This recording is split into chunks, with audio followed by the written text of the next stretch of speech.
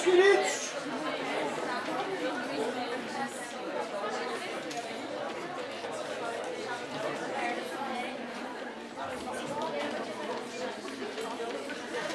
Pessoal,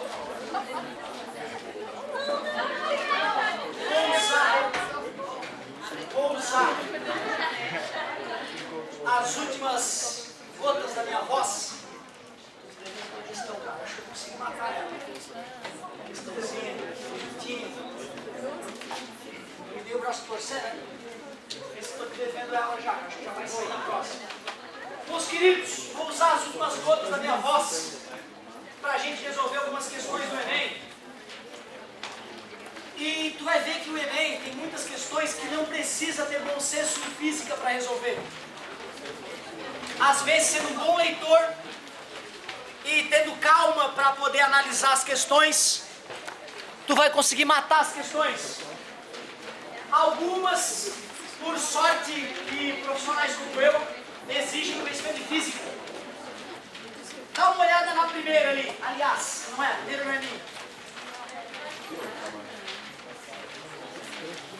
É você que vai fazer a primeira, tá legal.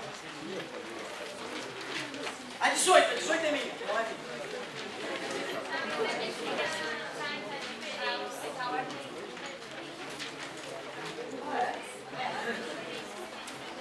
A 19 de vocês não é minha 19? Dá uma olhadinha na garrafinha da água então. Isso, 79. Foi o início, 79.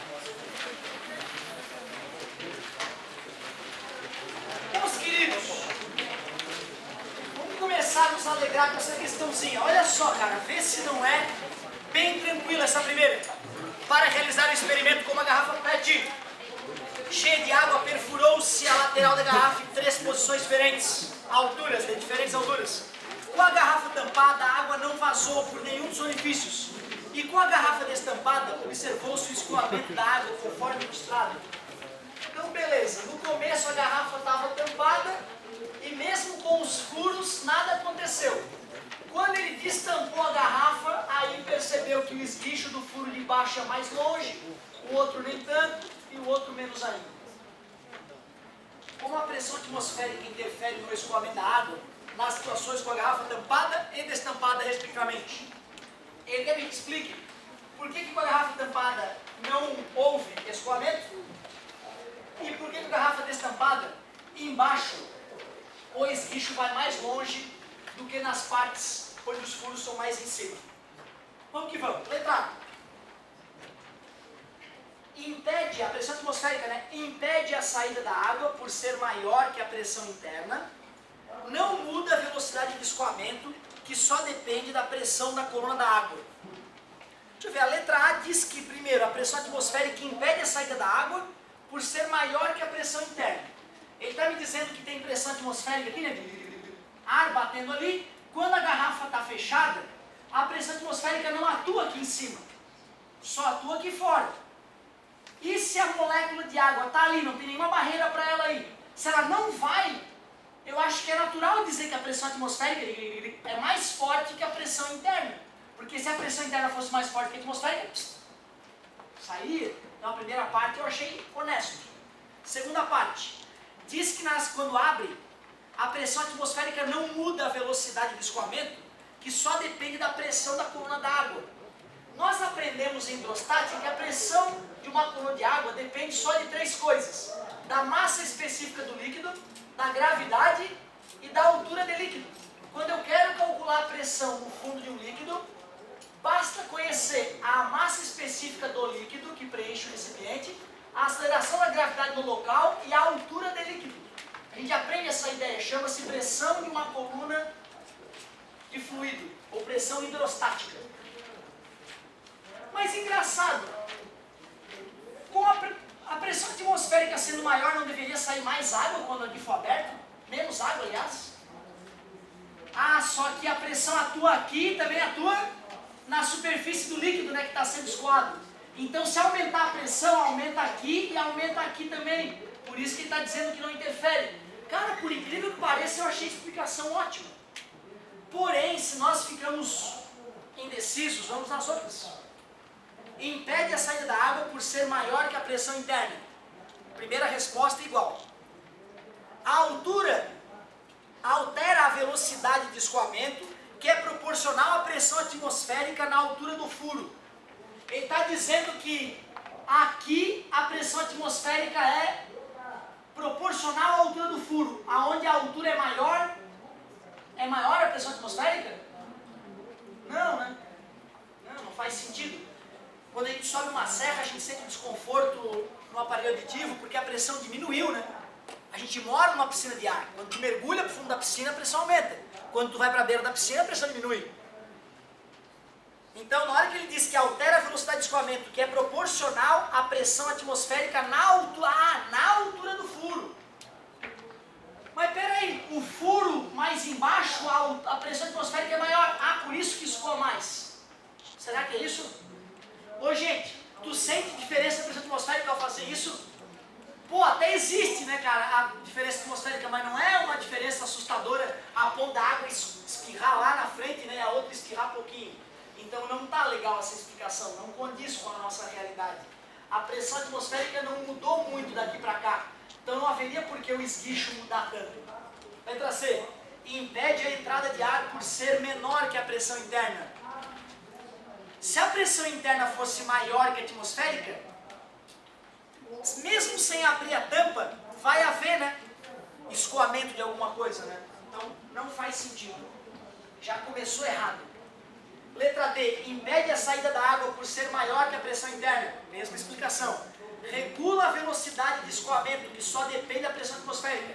A pressão atmosférica é a mesma, pô. Como é que o furo de baixo escoa mais? Não é a pressão atmosférica que está causando a diferença no escoamento. E impede a entrada de ar por ser menor que a pressão interna. Se fosse menor, furou a garrafa, teria vazamento como uma garrafa com gás, por exemplo. Então também não. Realmente, cara, a letra A era a resposta correta. A galera comete um engano nessa questão porque às vezes usa o bom senso e não a física. A física garante que a pressão gerada por uma coluna líquida depende exclusivamente dessas três grandezas. Não depende da pressão atmosférica, porque a pressão atmosférica atua tanto em cima quando a garrafa foi aberta, quanto nos furos que estão expostos à pressão atmosférica. Aumentando a pressão atmosférica, eu aumento a pressão aqui e aqui. E por incrível que pareça, tu não vai ver os esguichos mudando de intensidade. Cuidado, às vezes o coração funciona na física, às vezes falha. E é bem nessa parte que falha que o pessoal tenta te incomodar. Fala um pouquinho.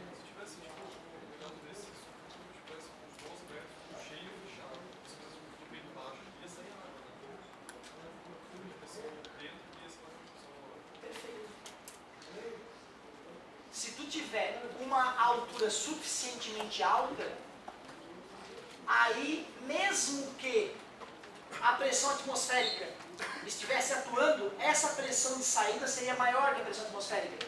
Claro que chegaria uma hora que a redução da pressão naquela pequena camadinha de ar que surge ali, né, pode fazer com que a força, com que o escoamento começasse a ficar mais lento, né, mas com certeza escoaria. Ótima tua colocação. O colega, ao falar dos 12 metros, por exemplo, ele está ligado que a pressão atmosférica é equivalente a 10 metros de coluna d'água. Ou seja, ele está me dizendo que a atmosfera só conseguiria resistir até uma altura de 10 metros de água. Acima disso, 10 metros de água, haveria o esguicho mesmo com a garrafa tampada. Tu vê, né? O cara tem que se lembrar que a pressão atmosférica é equivalente a 10 metros de coluna d'água. Boa colocação, meu querido, mais uma vez. A questão 80 de vocês será a minha 20 mesmo? Só para garantir. Para obedecer. É isso aí. Para oferecer acessibilidade aos portadores de dificuldade de locomoção, é utilizado em ônibus automóveis o elevador hidráulico. Nesse dispositivo é usada uma bomba elétrica para forçar o fluido a passar por uma tubulação estreita para outra mais larga e desta forma acionar o pistão que movimenta uma plataforma. Considere um elevador hidráulico cuja área da cabeça do pistão seja 5 vezes maior do que a área da tubulação que sai da bomba. Desprezando o atrito e considerando uma aceleração gravitacional de 10 metros por segundo quadrado, deseja-se elevar uma pessoa de 65 kg em uma cadeira de rodas de 15 kg sobre a plataforma de 20 kg. Qual deve ser a força exercida pelo motor da bomba sobre o fluido para que o cadeirante seja elevado com velocidade constante? Para quem já trabalhou com prensa hidráulica, ao ler uma questão como essa, a gente já imagina o que está acontecendo. É mais ou menos essa brincadeira. No pistão maior vai ser apoiado a plataforma, o cadeirante com a sua cadeira. Na outra parte fininha, a bomba vai ser instalada para fazer força. Bomba. Na prensa hidráulica, como os êmbolos estão praticamente na mesma altura, a pressão do fluido, do óleo lubrificante usado na prensa hidráulica, a pressão embaixo do êmbolo 1 é igual à pressão embaixo do êmbolo 2. Já que a pressão no êmbolo 1 é igual à pressão no êmbolo 2, eu escrevo que força sobre área do êmbolo 1 é igual a força sobre área do êmbolo 2. Em alguns vestibulares já vem essa fórmula prontinha. Em outros vestibulares vem só a definição de pressão. Em alguns vestibulares não vem nada. Aí só o aluno que já praticou esse tipo de questão é que vai conseguir se safar. Que força que vai atuar no êmbolo 1, no pistão onde está o cadeirante?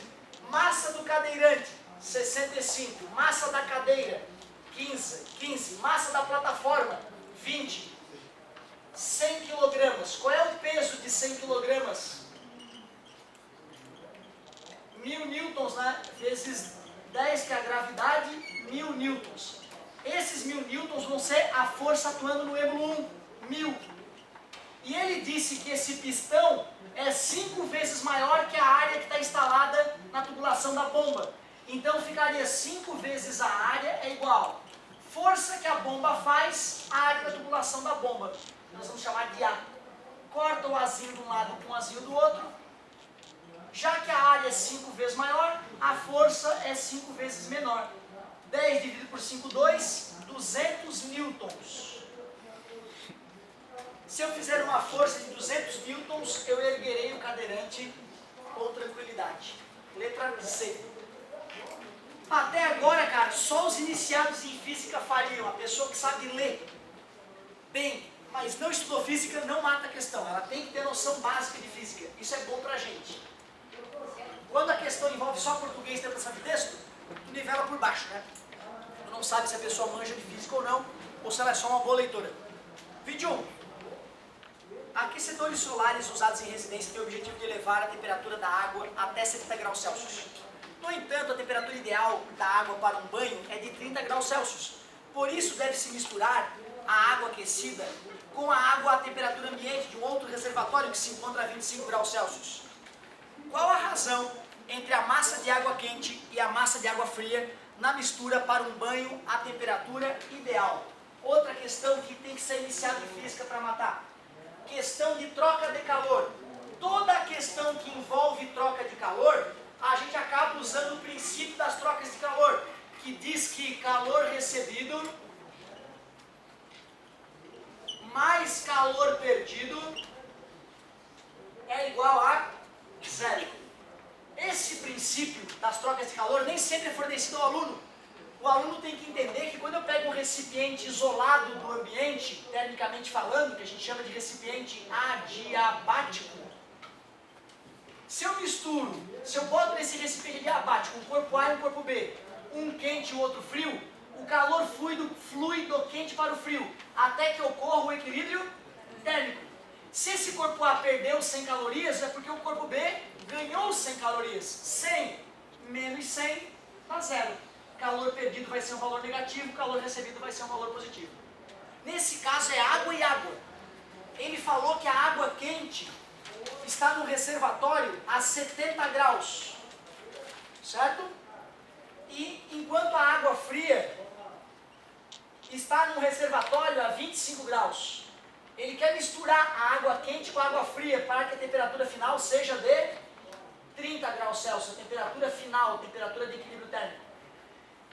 Para trocas de calor que envolvam variação de temperatura, a gente usa a famosa fórmula do que macete. Se não houvesse mudança de temperatura, mudança do físico, a gente usaria o que moleza.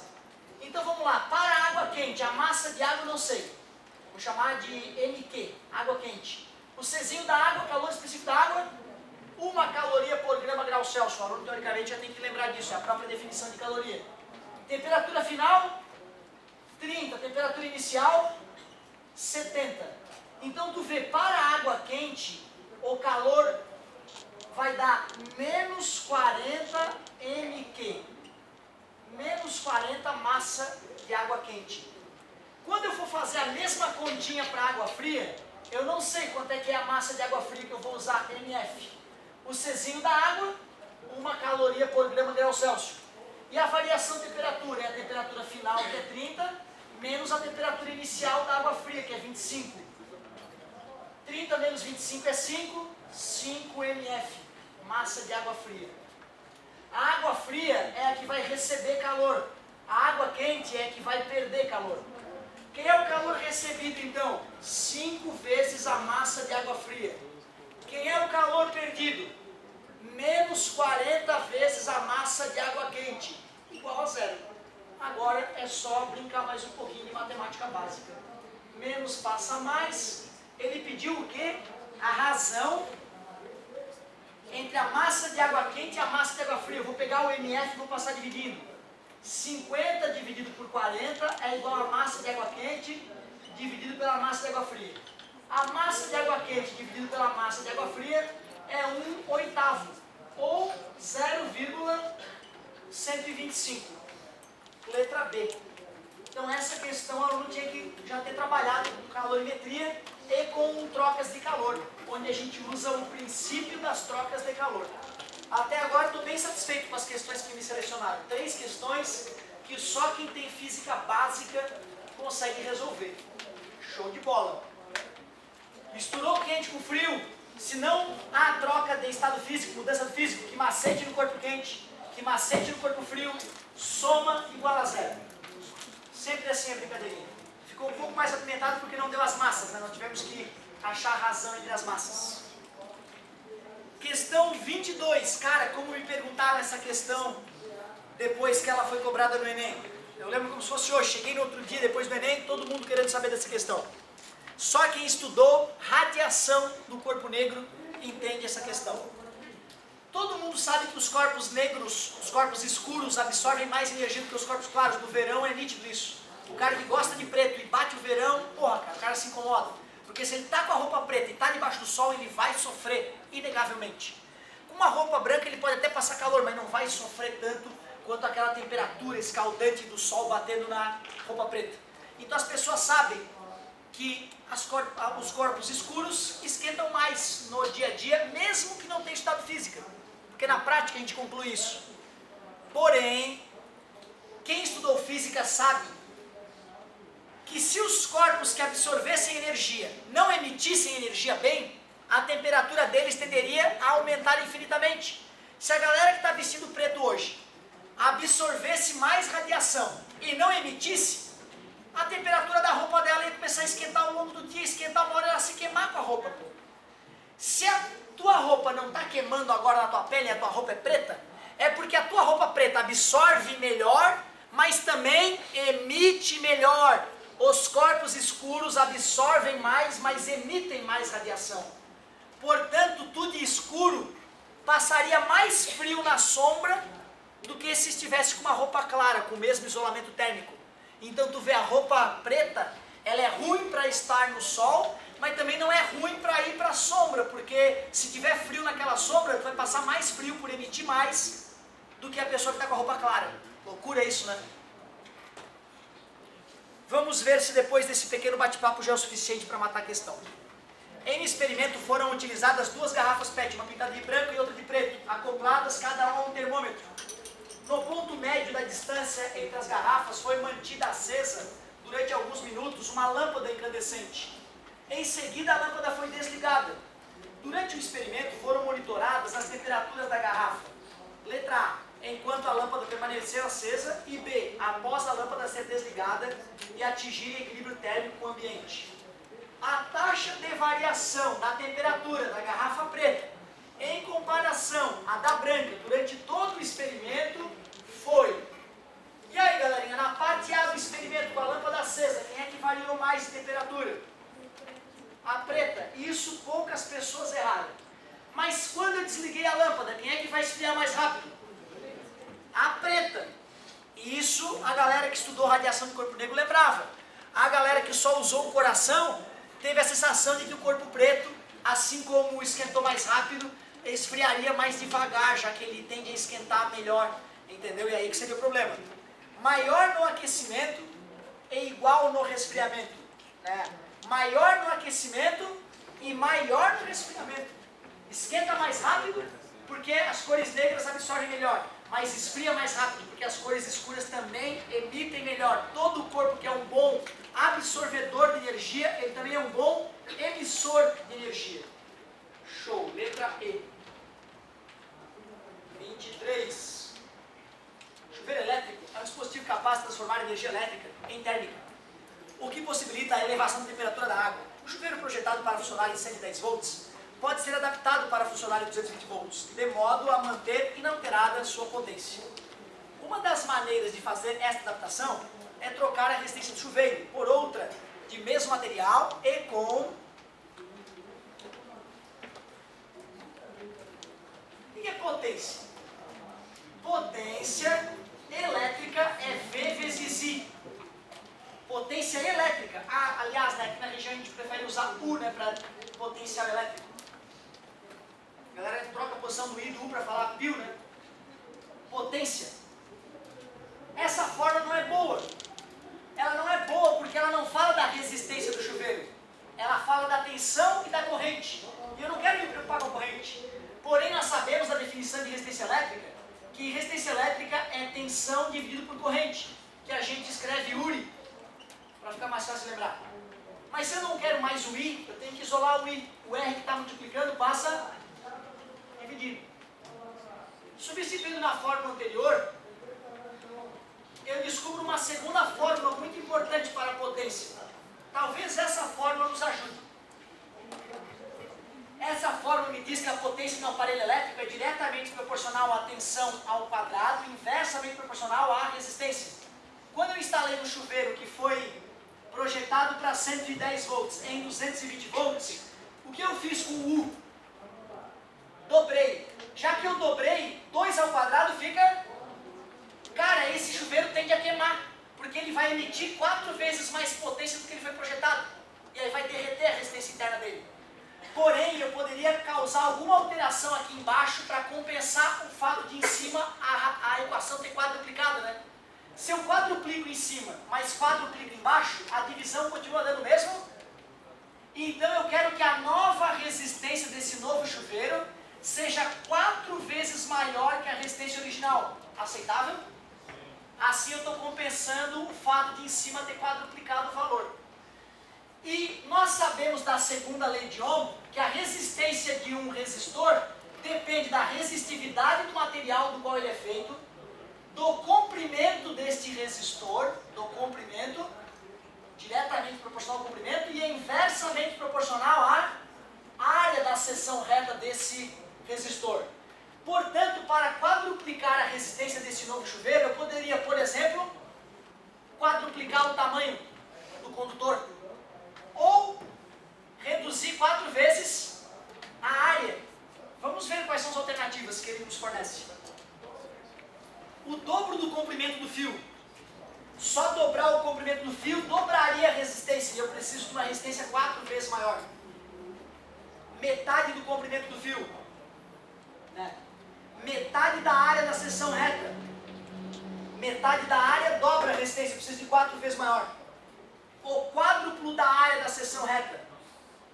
Se eu quadruplico essa área, cai 4 vezes. Se cai 4 vezes, aumentaria ainda mais a potência do chuveiro? Não. Quarta parte da área da seção reta do fio. Realmente, ó, se eu diminuir esse número 4 vezes, é o mesmo que aumentar o de cima 4 vezes. Vai dar o resultado que nós desejávamos. Letra E. Cara, essa questão, para o cara matar ela, ele tem que ter uma bagagem muito boa. Claro que o aluno que já estudou e já fez questões que envolveram esse raciocínio, fica fácil.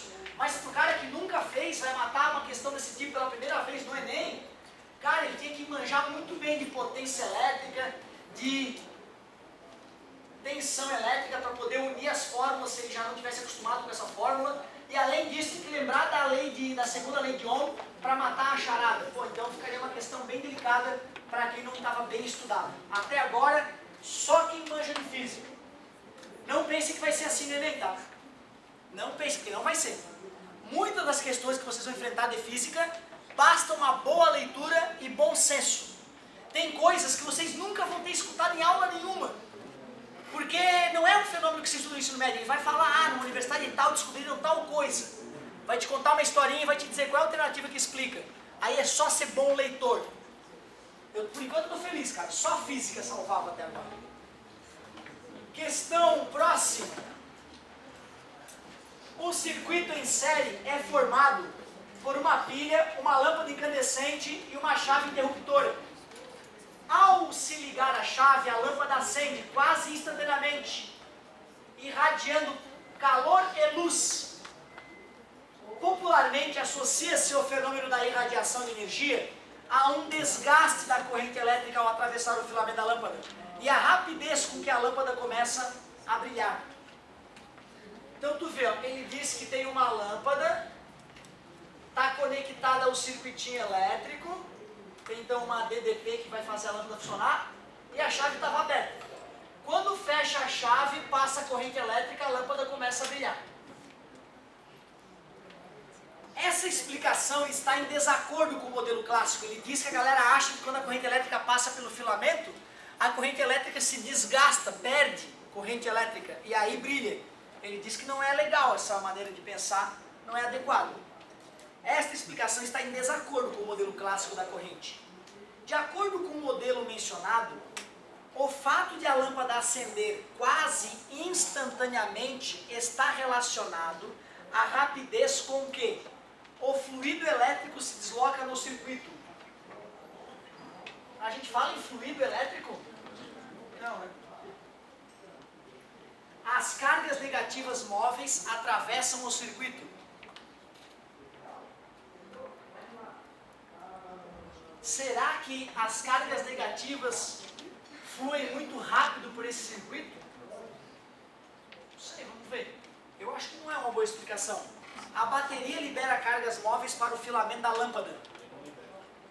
Se a bateria libera cargas móveis para o filamento da lâmpada, se essa explicação for boa, a letra A também é boa, né?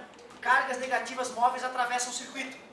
Porque na letra B ele falou que era negativa, na letra C ele falou que era só móvel. Se a letra B estiver correta, a letra C deveria estar também. Elas explicam muito parecido. Já comecei a desconfiar cada vez mais dessas duas. Letra D. O campo elétrico se estabelece em todos os pontos do circuito. Cara, por incrível que pareça, quando eu estabeleço um campo elétrico num pedaço de fio, o campo elétrico se estabelece instantaneamente no fio todo. Eu perguntei para o professor lá da física uma vez, professor, na velocidade da luz isso acontece? Ele falou, não, o campo é instantâneo. Mais uma vez, né, botando na água a ideia de que a coisa mais rápida que existe é a velocidade da luz. Uma coisa popular que tem por aí, que eu não sei quem foi que explicou essa ideia, que é a coisa mais rápida que existe na natureza é a velocidade da luz. Não é. Não é, nem na física. A velocidade maior que um corpo físico pode atingir, que um corpo que tem a massa pode atingir, seria a velocidade da luz. Mas o campo elétrico não é a velocidade da luz. Pelo contrário, né? A luz é feita de campos elétricos e magnéticos oscilantes. Então o fato de a lâmpada acender rapidamente é o fato de o campo elétrico se estabelecer instantaneamente ao longo do fio. Tu vê, eu achava que a fibra ótica deixava a internet rápida, porque a luz é a coisa mais rápida que existe. Isso é um delírio. Se eu pegar um fio e der a volta ao mundo, e aí aqui tem uma lâmpada, mas esse fio que alimenta a lâmpada dá a volta ao mundo e tá aqui na minha mão, rabicha. Botei na tomada. Quando eu botar na tomada, tu não vai nem piscar o olho. Botei na tomada, a lâmpada brilhou, pô. A lâmpada vai brilhar quase instantaneamente, mesmo o fio tendo dado a volta ao mundo. E nenhum elétron precisou dar a volta ao mundo para fazer a lâmpada brilhar. É como se o cano já tivesse cheio d'água. Quando eu empurrei a água de um lado, para a molécula poder ir para frente, ele teve que empurrar a próxima molécula de água, que teve que empurrar a próxima. Só que se fosse um cano da água, esse pulso hidráulico que eu gerei no cano, andaria na velocidade do som na água. Demoraria muito tempo para acontecer o movimento. Agora, o campo elétrico é diferente, ele é uma entidade diferente. O campo elétrico é uma entidade diferente. Professor, então quer dizer que um fio que dá a volta ao mundo pode transmitir um sinal praticamente na velocidade da luz? Sim. Na Ah, então para que a fibra ótica? Cara, a fibra ótica é um detalhe técnico. A fibra ótica, a vantagem dela é que eu consigo botar mais fibras em menos espaço. Ou seja, com mole de fibra ótica, eu consigo conectar uma cidade inteira. Enquanto com um fio condutor de metal, eu precisaria de um espaço de volume muito maior. Então a fibra ótica, ela não é boa só porque ela é veloz. Ela é boa porque cabe mais fibra em menos espaço.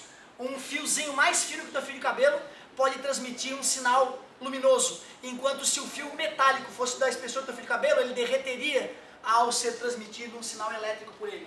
Então tu vê, né, cara? Cuidado com isso. A explicação correta é a letra D. Na humildade, vamos ver outra. Isso é uma coisa que raramente eu discuto com os alunos, que o campo elétrico se estabelece dentro do condutor instantaneamente. Letra E. Claro que depois desse, né, do Enem a gente tem que fazer esse comentário, né? Letra E. Cargas positivas e negativas se chocam no filamento da lâmpada. Gertrudes, não. No material sólido, só os elétrons podem se mover, né? Então continua aquela ideia, se a B estivesse correta, a C também estaria. Então o aluno que é bom leitor, ele até mata a questão, se ele é bom leitor, mas o cara que é iniciado em física com certeza vai sofrer muito menos. E vamos, essa questão era a questão qual? Eu estou botando o meu número ali, não é essa que falar. Essa era qual? Essa foi essa aqui? Ou a última? A última, 84. Então, essa foi a 83 e essa foi a 82. Vamos que vamos. Questão 25. Mentira, 85. Olha só, outra questão bonita. Ó. Medir temperatura é fundamental em muitas aplicações. E apresentar a leitura em mostradores digitais é bastante prático. O seu funcionamento é baseado na correspondência entre os valores de temperatura e diferença de potencial elétrico. Por exemplo, podemos usar o circuito elétrico apresentado, no qual o elemento sensor da temperatura ocupa um dos braços do circuito e a dependência da resistência com a temperatura é conhecida. Para um valor de temperatura em que RS é 100 ohms, a leitura apresentada pelo voltímetro será de...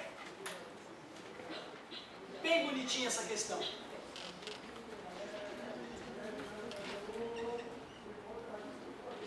Primeiro, para o cara matar essa questão, ele teria que lembrar que os voltímetros ideais têm resistência infinita. Portanto, esse voltímetro que está instalado aqui, ele não faz nenhuma diferença para o circuito. É como se ele não estivesse ali. Portanto, esse resistor está em série em paralelo com esse aqui. Está em série 470 com 100 dá 570. E do outro lado, 470 com 120 dá 590. E agora esses resistores estão em paralelo, ligado a uma fonte de tensão de 10 volts. Por onde que vai passar mais corrente elétrica? Pelo ramo da esquerda ou pelo ramo da direita? Ah, como a resistência é menor, passa mais corrente, né? Vai ser uma diferença grande ou pequena? Bem pequena, né? Está variando 20 ohms em 520. Vai dar uma diferença bem pequena. Quer dizer que vai passar uma corrente I1 por esse ramo e vai passar uma corrente I2 por aquele ramo da direita. Aonde que a queda de tensão vai ser maior? A queda de tensão vai ser maior na esquerda ou na direita? Como é que calcula uma queda de tensão, meus amigos? R vezes I. Os R são iguais. Qual é o I que é maior? O I1 ou o I2? O I1, vocês me falaram. Portanto, onde é que a queda de tensão vai ser maior? Aqui ou aqui? Na esquerda a tensão cai mais, né? Concordam comigo do que aqui? Vocês concordam que aqui vai ficar negativo comparado com ali? Se cai mais, né? Fica com menos energia, né? Concordam comigo? Só que o voltímetro está instalado como se o mais fosse aqui e o menos fosse Está invertido o voltímetro, né? Leitura do voltímetro vai ser positiva ou negativa? Negativa, primeira coisa. O voltímetro é instalado na posição errada. A leitura do voltímetro negativa. Já temos só 0,3 e 0 e menos 0. Obrigado. A diferença de potencial vai ser grande ou vai ser pequena? Pequena, pequena, porque a diferença entre as correntes é bem pequena. Faz sentido dar uma leitura então de 6 e pouco? Não, né? Tem que ser uma leitura bem pequena. Então, mesmo que eu não faça os cálculos, eu percebo que a letra correta é a letra D. Tu vê, o Enem gosta disso, claro que fazer as contas é mais legal, eu vou fazer, certo? Mas daria para matar mesmo sem a conta. Na volta, a gente faz a conta toda. Valeu, galerinha. Bom descanso para vocês, daqui a pouco tamo junto. Se tiver voz.